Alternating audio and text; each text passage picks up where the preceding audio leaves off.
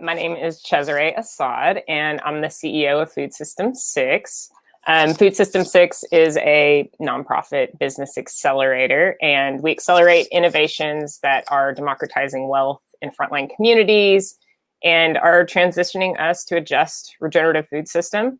Our work focusing on building a sixth food system is really focused on healing our crisis of disconnection, restoring biological and cultural diversity, and nurturing our soils as well as our spirits. How is the work that you do and that Food System 6 does, Caesaré, like part of the climate solution? Yeah, that's a great question, Matt. And thank you so much for asking and for having us to talk a little bit about it. So a little bit, our work is really, it's multi-stakeholder, it's multi-generational, it's very human-centered work. And it is rooted in environmental and social justice. And we really look at climate work as people work. So we, the people, are the ones who've really, contributed a lot to the current disasters we're facing, as well as, our experiences with colonialism. And we really believe that we possess the knowledge to shift our practices and to learn from our ancestors who've lived in balance with the planet for centuries. So for us, we're really focused on supporting innovators directly whose solutions are preserving biodiversity, who are protecting open space and trees, reducing land degradation. We work with small farmers that are supporting the ecosystem with valuable services, including carbon drawdown, of course, but are also taking a very, holistic approach to caring for an entire ecology of their places, and including the people, who are there in the places that these solutions are intended to help heal. Could you talk more about, are there any specific examples of startups or organizations you've worked with that have a strong focus on climate solutions, whether it's shifting agricultural practices? I know that that's one area that you do a lot of work. Yeah, absolutely. They do all do amazing work. And that's one of the things we're really looking for, when we're looking for innovators to work with, or folks are coming to us to work with. Really, it is that intersection of both driving sort of climate solution, but also the business model and how that model is actually drawing in wealth to communities. So those are a little bit of how we look at things, but some of the specific examples, folks can also just go check out our portfolio to learn about these. To me, what's really interesting is how innovators are really thinking about not just the tools that can be deployed to support drawdown, but the business models that enable their communities to draw wealth into those communities. We call those co-benefits, like the co-benefits of climate solutions, not just, reducing, the emissions in the atmosphere and those heat trapping gases, but then also benefiting people and health and equity, and really doing more of that work. Just to kind of go back to your story personally, why are those things important to you? Matt, I grew up in an area that is known as Oklahoma today. A very, very much a frontline rural community. And I would say, that experience, it's really a lot about the people I've known in my life. Farmers, teachers, ranch hands, artists, lots of preachers. And I sort of, growing up in that environment, there are many differences. And I was very different. But I saw people being really vulnerable with one another in surprising ways. And I really came to I understood what community was because I grew up in one.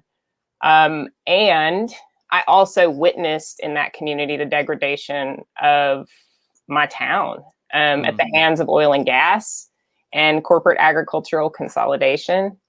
I saw small farms shut down, our poisoning of our water and air, the downtown closing, workers driven into low wage paying jobs, and then, meth, and then opioids.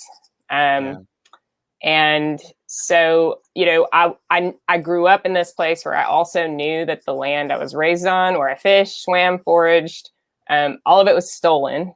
It was given back and taken again. I think, we really have to radically shift our thinking and our way of doing business, and really look at a bottom-up grassroots approach to addressing the consequences of our current, extractive systems. Land ownership equals food choices. So we really have to think about redistribution, alternative business models to the market rate return way of doing business, and recognize frontline communities, leaders, BIPOC, Indigenous, queer, low income, rural. They already know what needs to be done to make their communities safe and healthy. So we can do this. We are all truly part of the solution when it comes to drawing down carbon. Food System 6 is happy to be a resource, but I can promise you there are people working in your local community. And I think that the message that I want people to hear is it is time for you to reach out to your local community and start to embrace and understand the principles for food sovereignty. I sort of grew up in and worked in a lot of those margins for many years. I worked as a laborer and cook, and I really fell in love with and was heartbroken by the hospitality industry, and seeing the ways that our society would rather kind of not deal with or think about the real human and environmental cost of our food and labor supply chain. You've had this powerful experience that's motivated you, or definitely influenced you to do what you're doing and led you to where you are. But how do you help people understand and care about this food system, even when they don't have those really personal touch points with the issues that we deal with when it comes to the food system?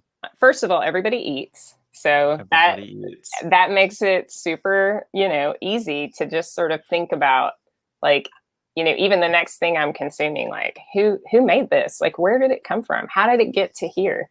And the thing that's so beautiful about food and the opportunity that we have, I think, is that it's not that untangible for us. It's right next door. Do you have any advice or guidance for steps that people could take to kind of get to a point where they're plugging in and using their talents to be part of the solution? There's so many things, and of course people can come to our website and check it out, because we are constantly trying to offer up tips. And honestly, people can reach out to me, but in your community, it's really like who in your community. I would say it's for every individual. The call is really right now to look at your own personal food supply. Look at your local food community. Where do you live, and how is food being produced there, and who has access to that food?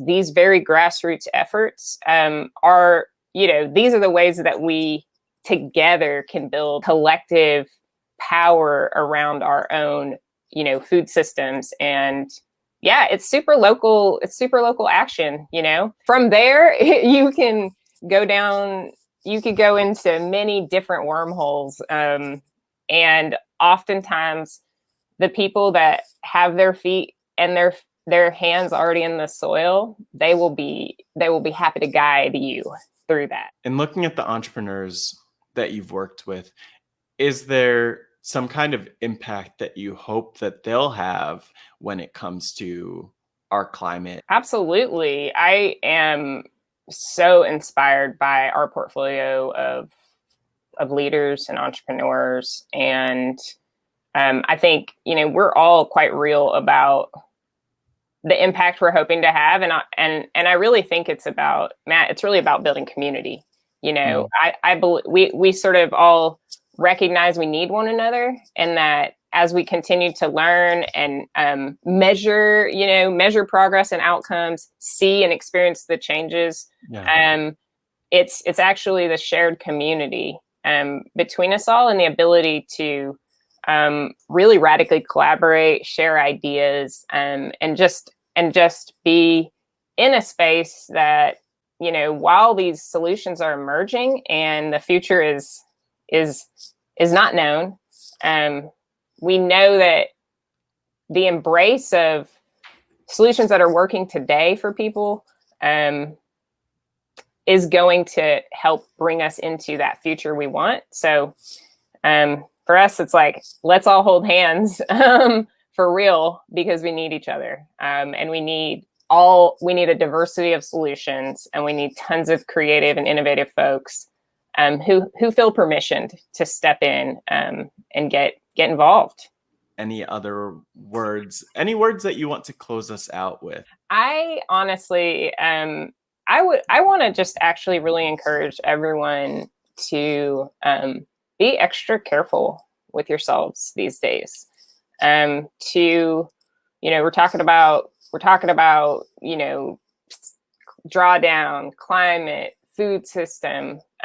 Let's talk about our own systems, our own personal systems of health, and what we need to nourish ourselves so that we can be in right relationship with our bodies and with our environments. And I think it's just really important to everyone to hear, and we all know it, we all feel it, you know, we are all in it. But this grieving, this time that we're in, you know, all in it together, and we all feel it. And so it is of the utmost importance that we really care for ourselves. And as we do that, we'll find our ability to care more for those around us. And it's really critical that we bring and center, you know, love and care when we talk about climate and drawdown, because this is what we're trying to do here, is save this precious, beautiful Mother Earth of ours. So.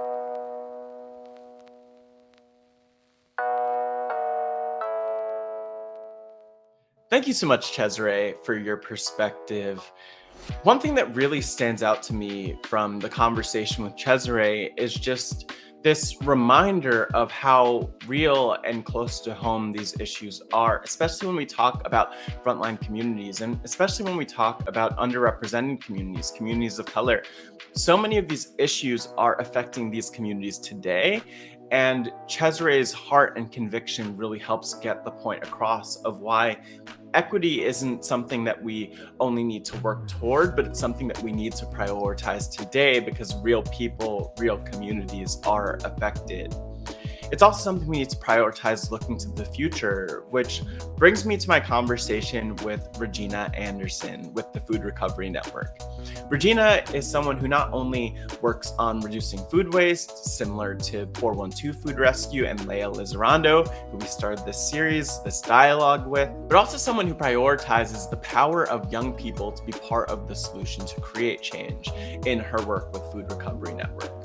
In this next conversation, we talk about the ripple effects that are created by a lot of her work with young people, with these up and coming leaders, and talk more about ways that people could tangibly get started, whether it's reducing food waste or addressing climate solutions otherwise.